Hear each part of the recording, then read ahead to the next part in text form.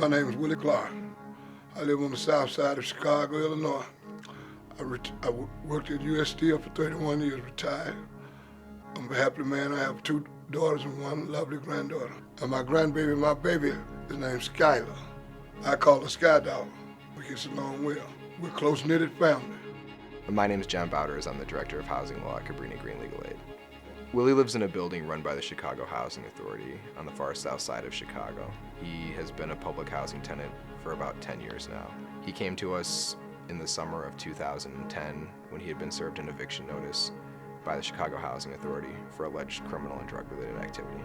Well, my youngest daughter, Paulette, she comes take me to grocery shopping in Indiana, take care of me, do my odds and ends. We goes to Indiana like maybe 3 times out of a month. I go to get cigarettes, she goes to get gas because it's cheaper. Willie plays pool in the common room in his building with several other senior citizens.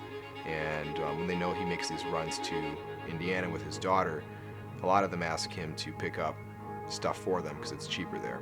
She brought me back home, and I to do what I normally do, turn my TV on to the sports and get me a cold beer and sit back and chill. He realized he had cigarettes to drop off at several people's units.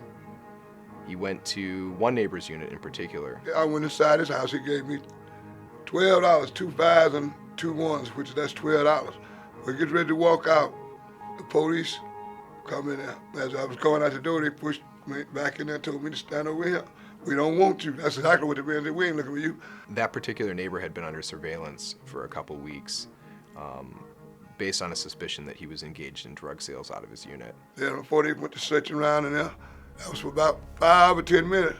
Then he come up with a whole lot of drugs. A sergeant came up to the unit after the initial raid, and when it was found that there wasn't a search warrant to base that raid on, the sergeant then came over and placed a small baggie with a crack rock in Willie's hand and said, "This is yours." I was at the wrong place at the wrong time. The police had a legal reason to do this. Without a valid search warrant, the entire case against that occupant would have been lost, and they needed to have probable cause to make that arrest. Then they took us all to jail. Willie decided not to post bond because despite his daughter's objections and their desire to pay to take him out of jail, he said, "I'm not going to pay to come out of jail for something I didn't do." A couple weeks later at the criminal court proceeding, the judge threw the entire case against Willie out, finding that there was no probable cause and no basis to have him arrested. The Chicago Housing Authority filed an eviction action against Willie, alleging that he violated their one-strike policy for possession or sale of drugs.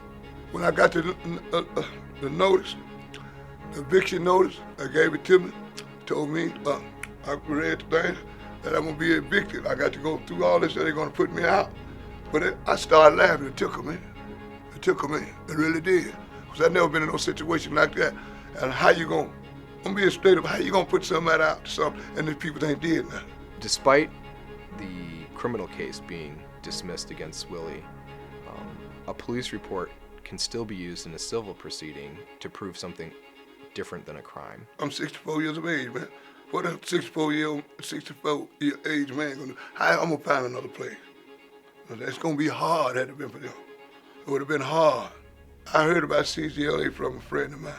The thing that struck me about Willie when we evaluated his case and as we prepared him for trial, Willie's only defense in this case was the truth. When you have a whole army of police officers who are going to testify to what the report says, because it's a criminal offense to actually change a police report, to file a false police report, they aren't going to change their testimony from what it says on that paper. CGLA helped me. When I went to court, they let me tell my story. But if I had went by myself, I don't think I'd have made it.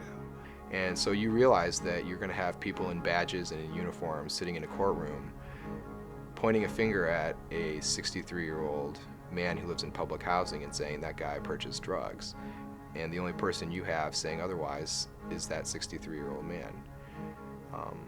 That is an immense burden, both on the client and on the attorney. And I know Willie's case was not different than many of the people I've represented, but I had a number of very sleepless nights leading up to that trial. CGLA won my case. That's all I can tell you, they won my case.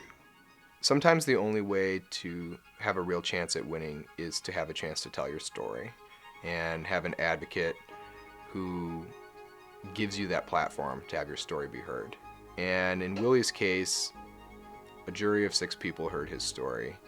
They heard what the police officers had to say. And in the end, they found that his story was the more credible story. And Willie kept his apartment as a result. Thank you, CGLA and John Boy. Thank you. Thank you with all my heart. That's all I can say.